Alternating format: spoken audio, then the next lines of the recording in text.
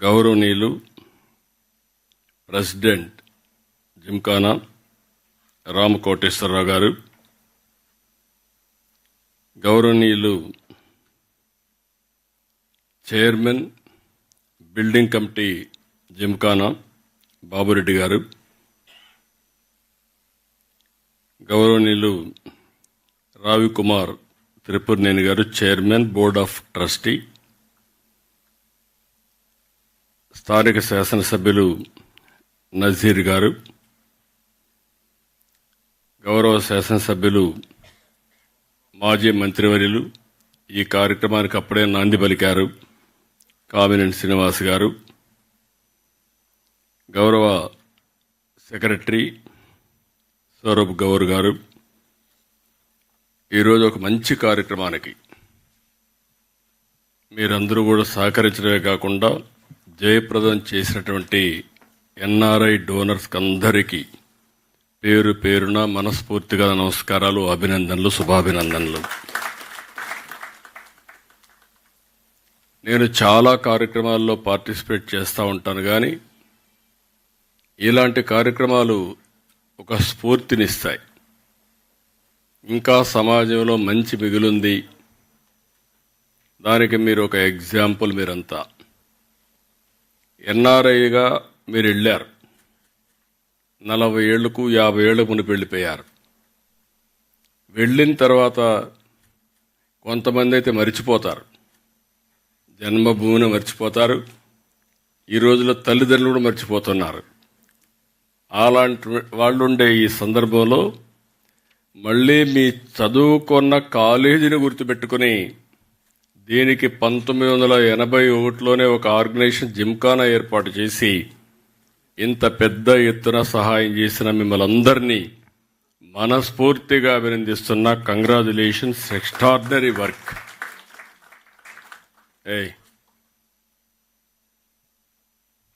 ఇదొక స్ఫూర్తి, ఇదొక పవిత్రమైన కార్యక్రమం.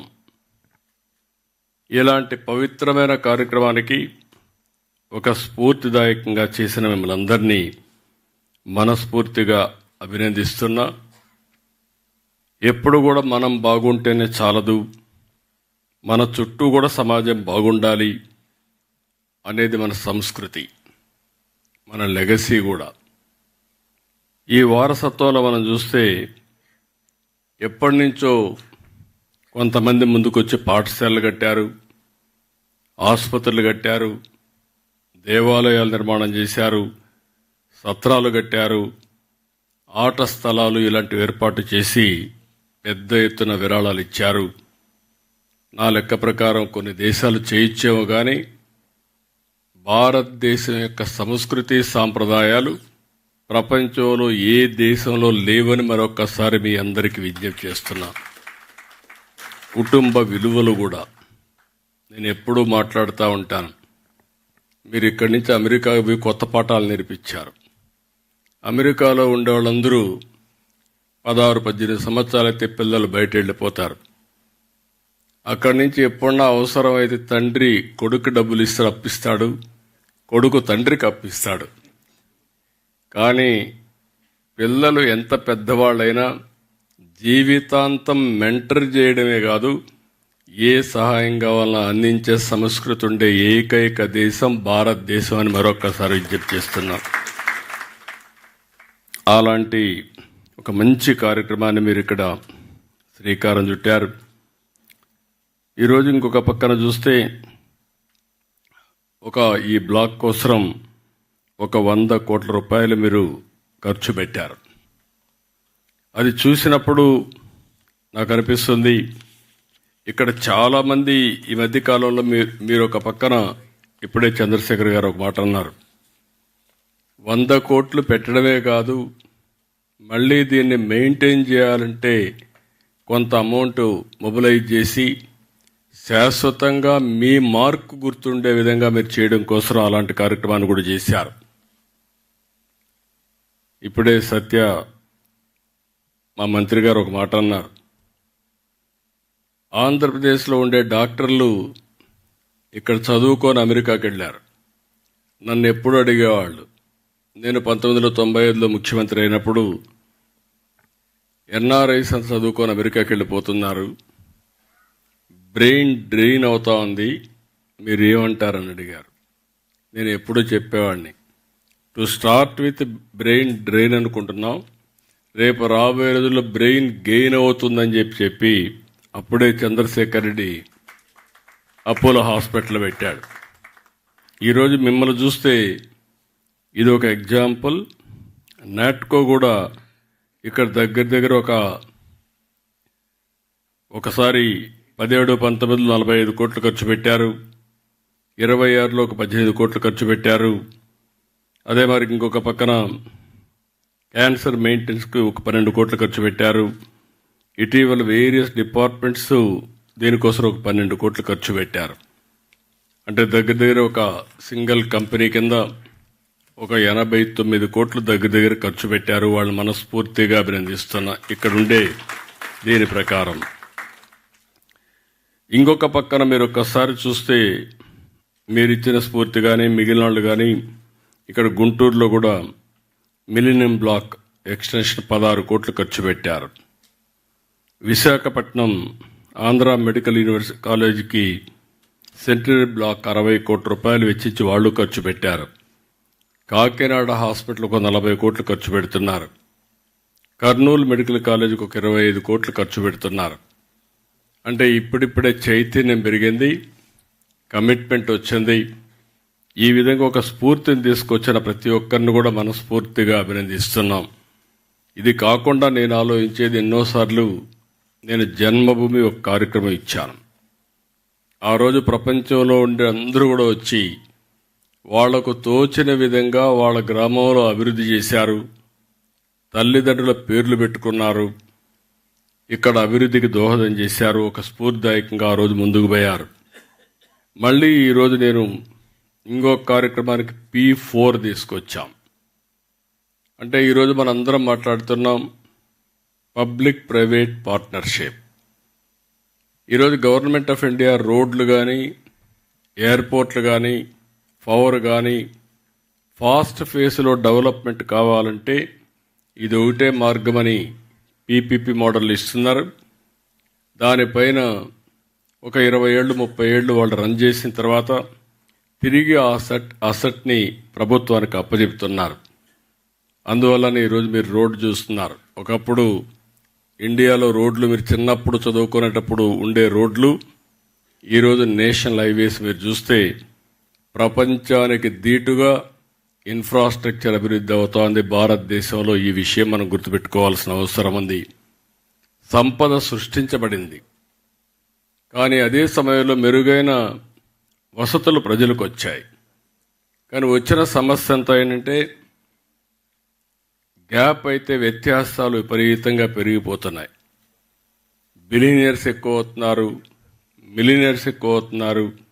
రిలేటివ్గా లివింగ్ స్టాండర్డ్స్ చూస్తే వ్యత్యాసాలు ఎక్కువగా పెరిగిపోతున్నాయి. అందుకే ఈరోజు వినూత్నంగా నేను ఒకసారి ఆలోచించి P4 తీసుకొచ్చాను, పబ్లిక్ ప్రైవేట్ పీపుల్స్ పార్ట్నర్షిప్. ఇప్పుడే సత్య గారు చెప్పారు, మీరు ఇక్కడ ఇన్వెస్ట్ చేసింది ఫిలాంథ్రఫీ కింద మీరు ఇన్వెస్ట్ చేశారు. నా ఆలోచన ఏంటంటే మనందరం కూడా గ్రామీణ ప్రాంతాల్లో పుట్టాం, చిన్న కుటుంబాల్లో పుట్టాం, చదువుకున్న అవకాశాలు ఉపయోగించుకున్నాం. తర్వాత అంచెలంచెలుగా ఎదిగి ఈరోజు మిమ్మల్ని చూస్తూ ఉంటే ఒక్కొక్కరు 30 కోట్లు 40 కోట్లు తిరిగి సమాజానికి ఇవ్వాలనే ఆలోచన రావడమే కాకుండా ఆచరణలో పెట్టే పరిస్థితికి వచ్చారు. దీనికి మనస్ఫూర్తిగా అభినందనలు. ఈరోజు నేను తీసుకొచ్చిన కార్యక్రమం కూడా గ్రామాల్లో అభివృద్ధి అవుతా ఉంది. వ్యక్తిగతంగా ఏమేం కావాలనో వాళ్లకు ఇన్ఫ్రాస్ట్రక్చర్ అంతా క్రియేట్ చేస్తున్నాం. ఇల్లు కానీ, ఇంటి జాగా కానీ, గ్యాస్ కానీ, హౌస్ కానీ, లేకుంటే వాటర్ కానీ అవన్నీ చేస్తున్నాం. అయినా జీవన ప్రమాణాలు పెరగాలంటే వాళ్ళు కూడా 10 రూపాయలు సంపాదించుకునే మార్గం వస్తే తప్ప ఈ సమాజంలో ఆర్థిక అసమానతలు తగ్గవు. ఆ రోజు మీ తల్లిదండ్రులు మిమ్మల్ని చదివించడం, మీలో కూడా చదువుకోవాలని ఒక ఆలోచన రావడం, అక్కడి నుంచి ఎక్కడ అవకాశాలు ఉంటాయంటే మీరు అమెరికాకి వెళ్ళడం, ఇలాంటివన్నీ జరిగే పరిస్థితికి వచ్చేది. దానివల్ల మీరు పైకి వచ్చారు. చదువు అనేది ఒక గేమ్ చేంజర్. భవిష్యత్తు కూడా దీంట్లో అనుమానం లేదు. అయితే సరైన సమయంలో ఒక వ్యక్తికి హ్యాండ్ హోల్డింగ్ చేయగలిగితే అతను ఎలాంటి దేశానికి ఆస్తిగా తయారవుతాడో మనం ఊహించలేం. ఈరోజు అంబేద్కర్ గారు ఉన్నారు. అంబేద్కర్ గారికి ఆ రోజు బ్యాంక్ ఆఫ్ బరోడా ఆయన హ్యాండ్ హోల్డింగ్ చేశాడు. ఆ రోజు చదువుకోవాలంటే 10 రూపాయలు బాంబేలో డబ్బులు ఇచ్చాడు నెలకు. ఆయన చదువుకోవాలంటే లండన్కు పోవాలంటే ఆ డబ్బులు ఫైనాన్స్ చేశాడు. ఆయన భారత రాజ్యాంగాన్ని రాసి ఈరోజు దేశంలో శాశ్వతంగా గుర్తుండే ప్రగాఢమైనటువంటి ముద్ర వేసుకోగలిగాడంటే ఆనాటి సహకారమే అది కారణం అని చెప్పి కూడా నేను మీకు తెలియజేస్తున్నా. ఇటీవల కాలంలో అబ్దుల్ కలాం గారు ఉన్నారు. అబ్దుల్ కలాం గారికి సహకరించిన ఒక అయ్యంగార్ ఆయన బయోగ్రఫీలో చాలా స్పష్టంగా చెప్పాడు. మామూలుగా బ్రాహ్మిన్స్ ముస్లిం సపోర్ట్ చేయాలంటే పెద్దగా ఇష్టం చూపిన రోజుల్లో ఆయన హ్యాండ్ హోల్డ్ చేసి ఈయనలో ఉండే మెరిట్ని చూసి పూర్తిగా ప్రోత్సహించాడు. ఈరోజు ఎంతోమంది ప్రెసిడెంట్లు వచ్చారు, కానీ అబ్దుల్ కలాంను చూస్తే నిజమైన భారతరత్నకు మారు పేరు అబ్దుల్ కలాంగా తయారయ్యే పరిస్థితికి వచ్చారు.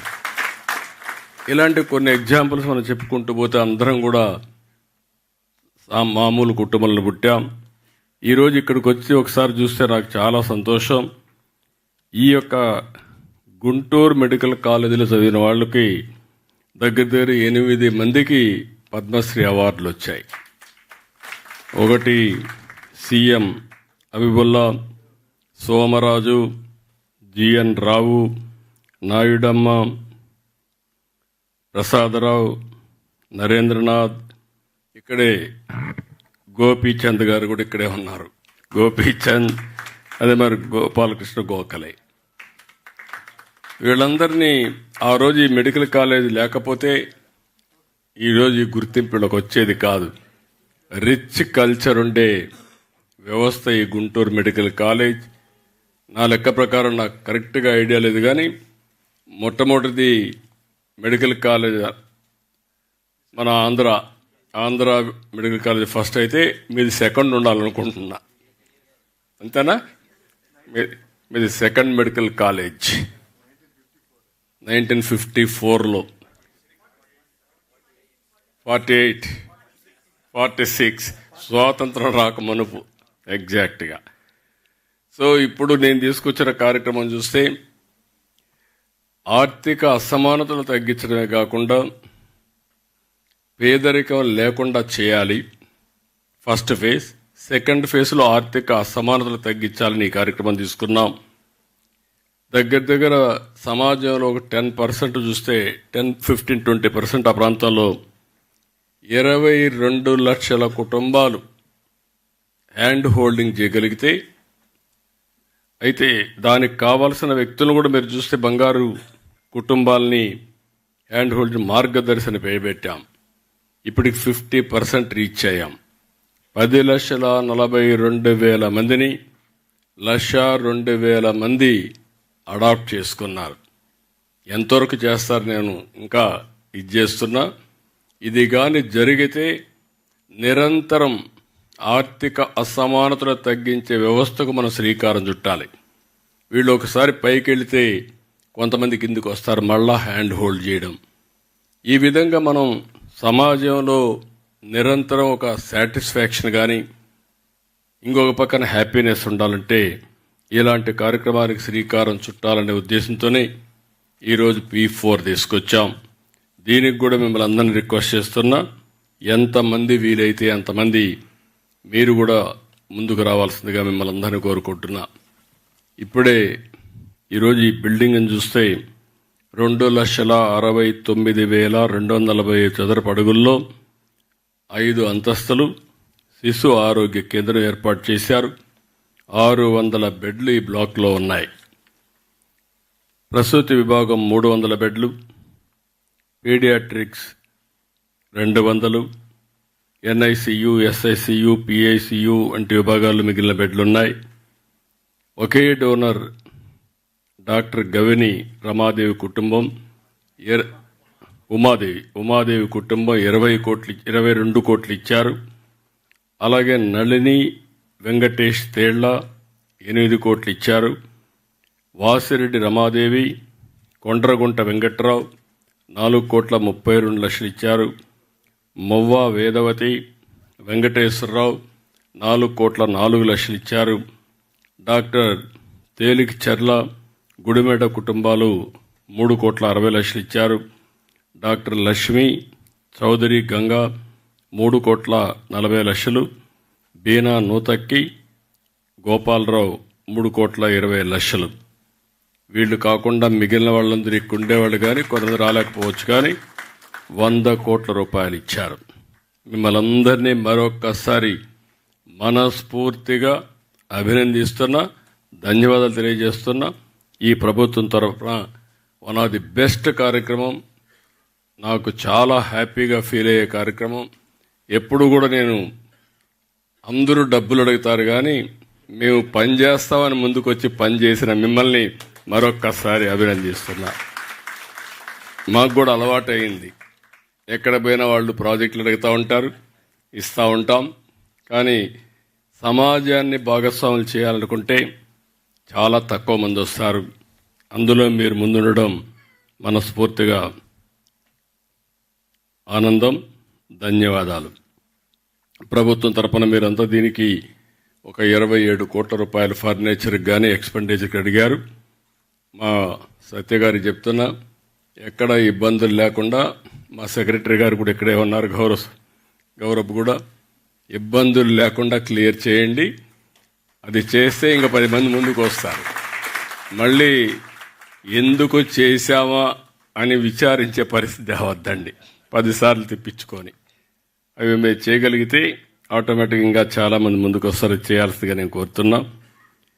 ఇంకొక పక్కన పూర్వ విద్యార్థులు ఈ బ్లాక్ నిర్మాణంతో పాటు 35 కోట్లు పెట్టి ఆడిటోరియం నిర్మించారు. వాళ్ళను కూడా అభినందిస్తున్నా. ఇప్పుడే చంద్రశేఖర్ గారు చెప్పినట్టు కొంతమంది ముందుకొచ్చి, తులసి సీడ్స్ కానీ వీళ్ళంతా ముందుకొచ్చి ఎప్పటి నుంచో పాడుపడిపోయినటువంటి బిల్డింగ్స్ అన్ని కూడా పూర్తి చేసే కార్యక్రమానికి శ్రీకారం చుట్టారు. దగ్గర ఎంపీ గారు అయితే ఒక 70-80 కోట్లు మొబిలైజ్ చేసి అవన్నీ పూర్తి చేసే పనిలో ఉన్నారు. వారిని, అందుకు సహకరించిన అందరినీ మనస్ఫూర్తిగా అభినందిస్తున్నా. ఈరోజు మనందరం కూడా ఇలాంటి పనులు చూసినప్పుడు ఒక్కోసారి సాటిస్ఫాక్షన్ ఎప్పుడు వస్తుందంటే, డబ్బులుంటే సాటిస్ఫాక్షన్ రాదు. మనం చేసిన డబ్బులున్నా కూడా ఆ డబ్బులు సద్వినియోగం చేసి, నేను ఎప్పుడు చెప్తా ఉంటాను, చాలామంది డబ్బులంతా పిల్లలకి ఇవ్వాలనుకుంటాం, కానీ కొంతమంది డబ్బుల్ని సద్వినియోగం చేస్తారు. పిల్లలకి ఇవ్వద్దని నేను చెప్పడం లేదు, ఇవ్వాలి. అదే సమయంలో మనకు తృప్తినిచ్చే పని తిరిగి సమాజానికి కూడా ఇవ్వాల్సిన అవసరం ఉంది. మనందరి సంపాదనలో కొంత భాగం సమాజం కోసం ఇచ్చిస్తే ఉండే తృప్తి దేంట్లో రాదని చెప్పి కూడా నేను మీ అందరికీ తెలియజేస్తున్నా. ఈరోజు ఇంకొక పక్కన మిమ్మల్ని అందరినీ చూస్తే చాలా సంతోషం. ఇప్పుడు మీరు చాలా ముందు బయట వెళ్ళారు. ఇప్పుడు మొత్తం దేశంలో చూస్తే మనం కూడా అభివృద్ధి అవుతున్నాం. ప్రధానమంత్రి నరేంద్ర మోడీ గారి నాయకత్వంలో ఇటీవల కాలంలో మీరు చూస్తే హైయెస్ట్ గ్రోత్ ఉండే ఏకైక దేశం భారతదేశం. దీంట్లో అనుమానమే లేదు. కంటిన్యూగా, కన్సిస్టెంట్గా. ఈరోజు ఇంకొక పక్కన మనం నెంబర్ 4లో ఉన్నాం. ప్రపంచంలో అతిపెద్ద ఆర్థిక వ్యవస్థ 4వది. 2028కి 3వ అతిపెద్ద ఆర్థిక వ్యవస్థగా తయారవుతాం. 2038కి 2వ అతిపెద్ద ఆర్థిక వ్యవస్థగా భారతదేశం ఉంటుంది. వికసిత్ భారత్ 2047. ఆ సమయంలో భారతదేశం ప్రపంచంలో నెంబర్ 1గా ఉండాలనేది మనందరి ఆకాంక్ష. అదే సమయంలో స్వర్ణ ఆంధ్రప్రదేశ్ విజన్ 2047 తయారు చేశాం. నిన్న కూడా సర్వే రిపోర్ట్ ఒకటి ఇచ్చారు. Amaravati is a future city, ఇలాంటి సిటీలు రావాల్సిన అవసరం ఉందని చెప్పి చాలా స్పష్టంగా చెప్పారు. నేను ఓసారి భగవంతుడు కొన్ని అవకాశాలు ఇస్తూ ఉంటారు కొంతమందికి. ఆ రోజు నేను హైదరాబాద్, సికింద్రాబాద్ 2 నగరాలు ఉండేటివి. ఆ రోజు ఆలోచించి సైబరాబాద్ నగరం రావాలి, నాలెడ్జ్ ఎకానమీకి చిరునామాగా తెలుగువారు ఉండాలనే ఉద్దేశంతో సైబరాబాద్ నగరాన్ని ఏర్పాటు చేశాం. ఇటీవల ఆ city highest per capital income తెలంగాణకు వచ్చే పరిస్థితికి వచ్చింది. ఈరోజు మళ్ళీ విభజన జరిగిన తర్వాత అమరావతి నిర్మాణానికి శ్రీకారం చుట్టాం. కొంతమంది ఎప్పుడూ అంటారు, అనవసరంగా ఒక 100 ఎకరాలు తీసుకొని ఒక బిల్డింగ్ కట్టి సరిపోతుంది సెక్రటరియట్ అని. కట్టచ్చు, లేకపోతే మున్సిపల్ కార్పొరేషన్లో ఒక బిల్డింగ్ ఉంటే దాంట్లో కూడా తీసుకొని పెట్టచ్చు. కానీ జాతికి గుర్తింపు ఉండాలంటే, అన్ని ప్రాంతాలతో సమానంగా మనం ఉండాలంటే ఈరోజు మీరు చూస్తున్నారు, చెన్నై మొత్తం తమిళనాడుకి ఒక చెన్నై నగరం ఉంది, కర్ణాటకకు ఒక బెంగళూరు నగరం ఉంది, హైదరాబాద్కు ఆ రోజు నిర్మాణం చేసిన సైబరాబాద్తో కలిపి హైదరాబాద్ ఉంది. ఆంధ్రప్రదేశ్ను మళ్ళీ మనం ఒక చిన్న నగరంగానూ వదిలిపెడితే ఆర్థిక వ్యవస్థలో వెనకబడతామనే ఉద్దేశంతోనే హైదరాబాద్ కంటే మెరుగైన నగరాన్ని కట్టాలని, అది brown field, Amaravati green field city. ఈరోజు ప్రపంచంలో ఈ 30 ఏళ్లలో చాలా డెవలప్మెంట్ జరిగాయి, టెక్నాలజీలో మార్పు వచ్చాయి. ఆ రోజు ఐటీ గురించి మాట్లాడాను, ఇప్పుడు ఏఐ వచ్చింది. అమెరికాలో సిలికాన్ వ్యాలీ ఉంది. ఇండియాలో ఏముంది అని అడిగే వాళ్ళకి సమాధానం, ఇండియాలో క్వాంటమ్ వ్యాలీ ఉంది, అది కూడా అమరావతిలో ఉంది. ఆ రోజు సైబరాబాద్ కట్టాం, ఈరోజు క్వాంటమ్ వ్యాలీకి నిర్మాణానికి శ్రీకారం చుట్టాం. ఇంకో పక్క నాలెడ్జ్ ఎకానమీలో ఉన్నాం. ఒకప్పుడు కరెంట్ ఉండేది కాదు, ఇప్పుడు ఇంటిపైనే కరెంటు తయారు చేసుకుంటున్నాం. మీరు ఇక్కడ బిల్డింగ్ ఇచ్చారు, పైనంతా మీరు కానీ సోలార్ పెడితే కరెంటు కూడా మీరే ఇచ్చేట్టు అవుతుంది. ఆ స్టేజ్కి వచ్చేసాం. అంటే సింపుల్ అడిషన్స్ ఇవన్నీ. నేను అందుకే కొత్త కాన్సెప్ట్ తీసుకొచ్చాను, ప్రొజ్యూమర్ అని. నాకు బాగా జ్ఞాపకం, 1999 కరెంటు లేని పరిస్థితి. అసెంబ్లీలో గంటల తరబడి కరెంటు గురించి మాట్లాడేవాళ్ళు. పొలాలు ఎండిపోయేటివి, అసెంబ్లీ జరగనిచ్చేవాళ్ళు కాదు. కాడా నేను అసెంబ్లీ అడ్జర్న్ చేసి పొలం చూసి వచ్చిన తర్వాతనే అసెంబ్లీ జరగనిచ్చేవాళ్ళు. ఇలాంటి సందర్భాలన్నీ చూశాను. అప్పుడే పవర్ సెక్టర్ రిఫార్మ్స్ తీసుకొచ్చా. 2004కి పవర్ షార్టేజ్ లేకుండా చేశాం, కానీ ఉండే పవర్ పోయింది, అధికారం పోయింది. హార్ష్ డెసిషన్ తీసుకున్నామని. కానీ పర్వాలేదు, ఈరోజు దేశంలో మీరు ఒకసారి చూస్తే పవర్ సెక్టర్లో నెంబర్ 1గా భారతదేశం ఉండడం గర్వకారణం అని చెప్పి కూడా నేను మీకు తెలియజేస్తాను. తర్వాత రిఫార్మ్స్ అన్ని రాష్ట్రాల్లో వచ్చాయి. ఈరోజు అమెరికాలో కూడా మీకు 4 గ్రిడ్లు ఉన్నాయి. ఒక గ్రిడ్కి సంబంధం లేదు. ప్రపంచంలో సింగిల్ పవర్ గ్రిడ్ ఉండే ఏకైక దేశం భారతదేశం. మీ ఊర్లో తయారు చేసే కరెంటు జమ్మూ అండ్ కాశ్మీర్లో ఉపయోగించుకునే పరిస్థితి ఉంది. అలాంటి పవర్ఫుల్ గ్రిడ్ ఉంది. రెండోది సోలార్, విండ్, పంప్డ్ స్టోరేజ్కి శ్రీకారం చుడుతున్నాం. కాస్ట్ ఎఫెక్టివ్ పవర్ జనరేట్ చేయబోతున్నాం. ఒక పక్క కాస్ట్ ఎఫెక్టివ్ పవర్ వచ్చి, ఇంకొక పక్క టెక్నాలజీ ఏఐ క్వాంటమ్కి వెళ్తే you can imagine tomorrow how we can do it. దానికి నాంది పలుకుతున్నాం. అందుకే నేను మిమ్మల్ని అందరినీ కోరుతున్నా, మీరు అమెరికాలో మీరుండి అక్కడ ఇది చేశారు. నాయకులు ఏ విధంగా ఉంటారో నేను ఎక్కువ చెప్పక్కర్లేదు. ప్రజాస్వామ్యాల్లో ఓసారి 1924 చాలా అవస్థలు పడ్డాను ఇక్కడ. ఒక నాయకుడు మొత్తం ఈక్వేషన్స్ మొత్తం మార్చేయగలుగుతారు. అలాంటివన్నీ అయిపోయినాయి. ఇప్పుడు నేను మిమ్మల్ని కోరేది ఫైనల్గా అమరావతిని, మీరు పుట్టినటువంటి ఈ గుంటూరు రాను రాను మీరే చూస్తారు. ఇంకొక 10 సంవత్సరాలు 15 సంవత్సరాల్లో this will be different place all together. Amaravati అంటే ఒక పక్కనే ఉండదు. ఈ Amaravati will be covered Vijayawada corporation, Guntur corporation plus Mangalagiri corporation, ఇవన్నీ కవర్ అయి ఔటర్ రింగ్ రోడ్ అనేది గుంటూరు కవతలు వస్తుంది. దగ్గర దగ్గర విజయవాడ కవతల ఇంకా దూరంగా ఎయిర్పోర్ట్ కవతలు వచ్చే పరిస్థితి వస్తుంది. ఈరోజు హైదరాబాద్లో 162 కిలోమీటర్స్ ఔటర్ రింగ్ రోడ్. రేపు రాబోయే Amaravati 182 kilometres outer ring road వస్తుంది, ఇన్నర్ రింగ్ రోడ్ వస్తుంది, స్ట్రైట్ రోడ్స్ వస్తాయి. అన్ని సర్వీసెస్ కూడా డక్ట్లో ఉంటాయి, కన్సీల్డ్ ఉంటాయి, రోడ్లు కట్ చేసే పరిస్థితి లేదు. సోలార్ ఎనర్జీ ఏదైతే రెన్యూవబుల్ ఎనర్జీ ఉంటుంది, పొల్యూషన్ ఫ్రీ సిటీగా తయారు చేస్తాం. ఇలాంటివన్నీ పెట్టుకొని ముందుకు పోతున్నాం. ఇప్పుడు ఇక్కడ టెక్నాలజీకి వచ్చినప్పుడు నేను ఒక విజ్ఞప్తి చేస్తున్నాను మిమ్మల్ని అందరినీ.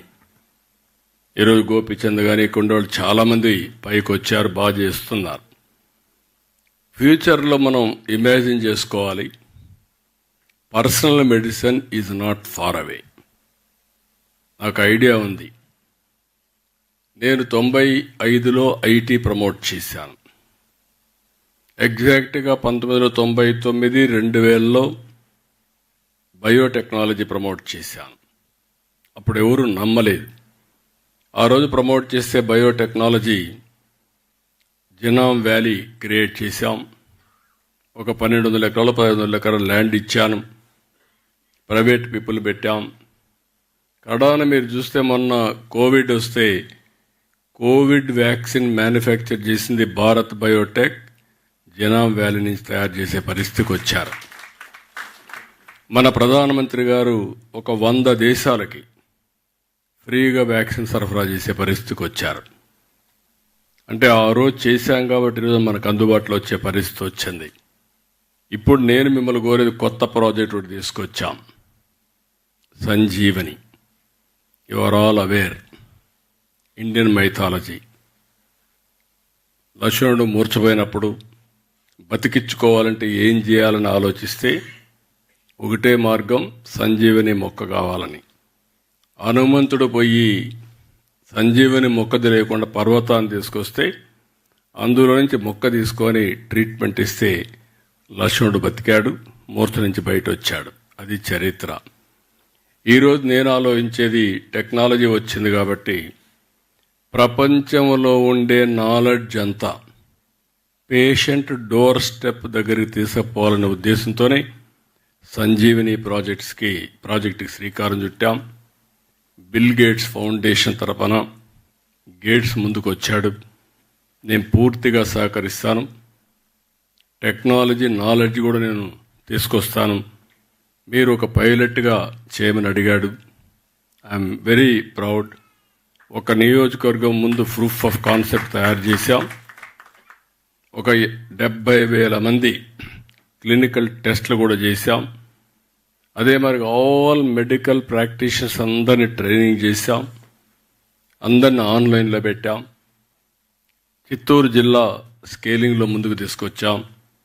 ఈ 2026, 28 జిల్లాలు పూర్తిగా సంజీవని ప్రాజెక్ట్ని డిజిటల్ హెల్త్ రికార్డ్స్ క్రియేట్ చేయడమే కాకుండా మాకు దగ్గర 72 లక్షల మంది వల్నరబుల్ పేషెంట్స్ ఉన్నారు. ఆ డేటా అంతా తీసుకుంటున్నాం, క్లినికల్ టెస్టులు చేస్తున్నాం, డయాగ్నోసిస్ ప్రొఫైల్ మొత్తం పెట్టి ఎవరెవరు హైపర్ టెన్షన్ ఏంటి, లేకపోతే డయాబెటిక్ ఏంటి, లేకపోతే cancer, neuro problem, various problems ఆలోచిస్తున్నాం. దీని మీద మీ నాలెడ్జ్ కూడా తీసుకొని ప్రివెంటివ్ హెల్త్, క్యూరేటివ్ కింద cost effective, real time monitoring, data గురించి వండర్స్ చేయొచ్చు. ఈరోజు ఆల్ కార్పొరేట్ హాస్పిటల్స్ అన్నీ కూడా మనం ఆలోచిస్తే 5 స్టార్ హోటల్స్ కంటే మించిపోయినాయి. ట్రీట్మెంట్ ఖర్చు కంటే రూమ్ ఖర్చు ఎక్కువ అవుతా ఉంది. వాళ్ళు ఎక్కువగా ఉండాల్సిన అవసరం లేదు. అందుకని నేను ఆలోచించేది, ఎవరైనా పేషెంట్ ఇంటి దగ్గర ఉంటే మనం ఎప్పటికప్పుడు హెల్త్ కండిషన్ మానిటర్ చేస్తూ ఎప్పుడు అవసరమైతే అప్పుడు 1/2 అవర్లో వాళ్ళు లిఫ్ట్ చేసే పరిస్థితికి వస్తాం. ఇప్పుడు ఎయిర్ అంబులెన్స్లు వస్తున్నాయి. రేపు తొందరలోనే మన దగ్గర అయితే ఏదైతే మీరు కొత్తగా ఒక ఇది తీసుకున్నాం, డ్రోన్ తీసుకున్నాం, ఒక డ్రోన్ సిటీ పెట్టాం. 26లోనే డ్రోన్ అంబులెన్స్ కూడా ఇంటిగ్రేట్ చేయాలనుకుంటున్నాం. ఒకవేళ రేపు ఎవరన్నా కానీ ఇక్కడికి వస్తే ఇమ్మీడియట్గా ఇక్కడి నుంచి బెటర్ హాస్పిటల్కి షిఫ్ట్ చేయాలంటే ఈ మిద్దిపై నుంచే డ్రోన్లు తీసిపోయే పరిస్థితి వస్తుంది. దానికి కూడా శ్రీకారం చుడుతున్నాం. ఇలాంటి వినూత్నమైన ఆలోచనలు వచ్చినప్పుడు నేను మిమ్మల్ని ఒకటే కోరుతున్నా, మీరు ఎన్ఆర్ఐస్, నాలెడ్జ్ ఉంది. ఇప్పుడు distance is not the constraint. మీరు వర్చువల్గా గైడెన్స్ ఇవ్వచ్చు, ఫిజికల్గా వచ్చినప్పుడు ప్రాక్టీస్ చేయొచ్చు. That will give. ఇప్పటికీ డబ్బులు ఇచ్చారు 100 కోట్లు. మిమ్మల్ని అభినందిస్తున్న మరొకసారి. భవిష్యత్తులో మీరు చదువుకున్న కాలేజీతో శాశ్వతంగా మీరు అసోసియేట్ కావాలి అనుకుంటే మీరు ఇక్కడికి వచ్చి పేరెంట్స్ చూసుకుంటూ ఒక 4 రోజులు ఇక్కడ ఉండండి. మీ అమెరికా కంటే బెటర్ సిటీగా తయారు చేసే బాధ్యత మేము తీసుకుంటాం. మన అది బెస్ట్ సిటీగా తయారవుతుంది. అందులో కూడా పొల్యూషన్ లెవెల్స్ అన్నీ కంట్రోల్ చేస్తాం. స్టాండర్డైజేషన్ అన్నీ వచ్చేస్తున్నాయి. ఒకప్పుడు మీరు అమెరికాకి ఎందుకు వెళ్ళారంటే అక్కడ పోతే అవకాశాలు ఎక్కువ ఉంటాయి, ఇబ్బందులు ఉండవని వెళ్ళారు. ఈరోజు అక్కడ ఇబ్బందుల కంటే నేను ఒకటే హామీ ఇస్తున్నా, ఎవ్రీథింగ్ రియల్ టైమ్ ఆన్లైన్. 800 సర్వీసులు ఈరోజు ప్రభుత్వం ఆన్లైన్లో పెట్టేశాం. మీరు బిల్డింగ్ పర్మిషన్ కావాలన్నా, ఏ పని కావాలన్నా ఎక్కడికి పోయే పని లేదు. మోస్ట్ ఆర్గనైజ్డ్ అడ్మినిస్ట్రేషన్ వచ్చింది. అందులో ఒకవేళ ఎవరికైనా తెలియకుండా చెప్పలేకపోతే, అంటే రాయలేకపోతే, వాళ్ళు చెప్పితే దాన్ని ఆర్టిఫిషియల్ ఇంటెలిజెన్స్ కన్వర్ట్ చేసి ఆ పని చేసి మళ్ళీ అతనికి ఇన్ఫార్మ్ చేసే మెకానిజం తీసుకొస్తున్నాం. కాబట్టి ఇలాంటివన్నీ వస్తాయి. కాబట్టి మీరు కూడా రాబోయే రోజుల్లో వచ్చి ఇక్కడ పేషెంట్ని ట్రీట్ చేయడం, లేకుంటే వర్చువల్గా ట్రీట్ చేయడం, అది కూడా మీరు ఎప్పుడు మీరు ఫ్రీగా ఉంటే 1 గంట 2 గంటలు పేషెంట్ ట్రీట్ చేసి కూడా పెట్టుకోగలిగితే ఈ వర్చువల్గా ఉపయోగపడతాయి. ఇలాంటి వినూత్నమైన కార్యక్రమాలకు శ్రీకారం చుట్టినప్పుడు మీరందరూ ముందుకు రావాల్సిందిగా మరొక్కసారి మిమ్మల్ని అందరినీ కోరుతున్నా. ఈరోజు ఇంకొక పక్కన ఇక్కడ చూస్తే క్వాంటమ్ కంప్యూటర్ వస్తుంది, అదే మరి ఏఐ వస్తూ ఉంది, బయో ఫౌండరీ కూడా వస్తుంది మెడికల్ ఫీల్డ్లో. మీరు ఈ బయో ఫౌండరీకి లేకుంటే ఇంకా మిగిలిన లేటెస్ట్ టెక్నాలజీస్ ఏవి ఉన్నాయో అవన్నీ కూడా మీరు అనలైజ్ చేసుకొని రాగలిగితే అవన్నీ అమలు చేయడానికి కానీ డెమాన్స్ట్రేట్ చేయడానికి Amaravati is the best area అని చెప్పి మరొకసారి తెలియజేసుకుంటూ, ఈరోజు ఇక్కడికి వచ్చిన మిమ్మల్ని అందరినీ మనస్ఫూర్తిగా అభినందిస్తూ, వన్ ఆఫ్ ది బెస్ట్. ఎందుకంటే నాకు ఎప్పుడు కూడా చాలా పనులు చేస్తూ ఉంటాను, కానీ ఇలాంటి పవిత్రమైన కార్యక్రమాలకు వచ్చినప్పుడు నాకుండే సాటిస్ఫాక్షన్ ఏ కార్యక్రమంలో ఉండదు. That is I'm very happy. One of the best కార్యక్రమానికి మీరు శ్రీకారం చుట్టారు. అయితే ఇది ఇంతటితో ఆగకుండా ఈ స్ఫూర్తిదాయకమైనటువంటి కార్యక్రమాన్ని కంటిన్యూ చేయడం కోసం అన్ని విధాలా సహకరించాల్సిందిగా మరొక్కసారి కోరుకుంటూ అందరికీ నమస్కారాలు. Thank you అనండా. సార్, ఏదైనా వజ్రాన్ని సైతం నిలబెట్టాలంటే మరి బంగారం అంచు కావాలి. ఎంత బంగారు కంచాన్ని నిలబెట్టడానికైనా గోడ ఆసరా కావాలి. మరి గవర్నమెంట్ నుంచి మీరు అందిస్తున్నటువంటి అత్యంత సహాయ సహకారాలకి ధన్యవాదాలు తెలియజేస్తూ